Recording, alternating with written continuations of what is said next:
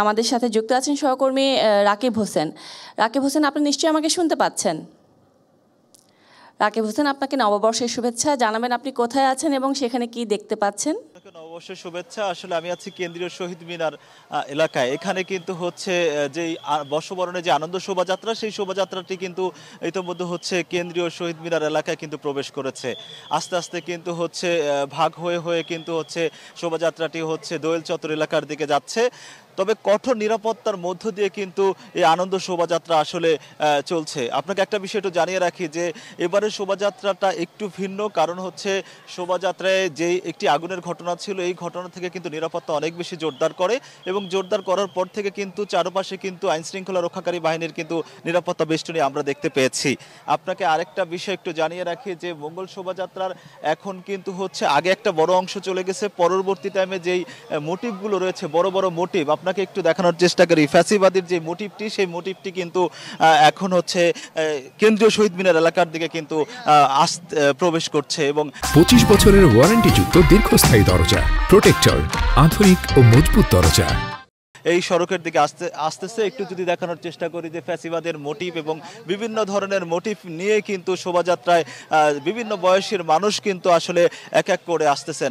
এখানে যারা হচ্ছে বিভিন্ন বয়সী মানুষ আসলে এই শোভাযাত্রায় যোগ দিয়েছেন, তারা বলছেন যে হচ্ছে যে নতুন বাংলাদেশে এবারের যেই পহেলা বৈশাখ যে আনন্দ শোভাযাত্রা, সেটা তাদের কাছে একটু ভিন্ন মাত্রা যোগ হয়েছে, কারণ ফ্যাসিবাদের যে মোটিভটি রয়েছে সেটা তাদের জন্য ভিন্ন একটি বিষয়। আরেকটা বিষয় একটু জানিয়ে রাখে যে নববর্ষের ঐক্যতান ফ্যাসিবাদের অবসান প্রতিপাদ্যকে ঘিরেই কিন্তু আজকের যে শোভাযাত্রাটি এখন চলছে, শোভাযাত্রাটি কিন্তু দোয়েল চত্বর ঘুরে তারপর হচ্ছে চারুকলাতে গিয়ে শেষ হবে। আপনাকে একটা বিষয় একটু জানিয়ে রাখতে চাই যে এই মঙ্গল শোভাযাত্রাতে যে ধরনের মোটিভগুলো রয়েছে, সবচেয়ে যে মোটিভগুলো দেখতে পাচ্ছি, কিছু মোটিভ আপনাকে একটু দেখায় যে হচ্ছে যে এক এক করে হচ্ছে সবচেয়ে বড় ফ্যাসিবাদের যে মোটিভটি, আসলে এটা সবচেয়ে বড় এখানে আকর্ষণ। আরেকটা বিষয়, এখানে কয়েকজন যারা আছেন এই শোভাযাত্রা অংশগ্রহণ করেছেন, আমরা তাদের সঙ্গে একটু কথা বলার চেষ্টা করব এবং জানানোর চেষ্টা করব আসলে এই যে হচ্ছে শোভাযাত্রা নিয়ে আসলে তাদের প্রত্যাশা কি, এবং হচ্ছে তাদের হচ্ছে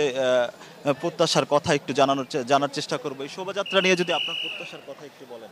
শোভাযাত্রা নিয়ে যাত্রা আমাদের খুব সুন্দর হয়েছে, আমাদের যাত্রাগুলো ভালো হয়েছে। নতুন বছর নতুন সরকারের প্রধান ডক্টর ইউনূস আমাদের জন্য ভালো কাজ করতেছে, তার জন্য শুভকামনা।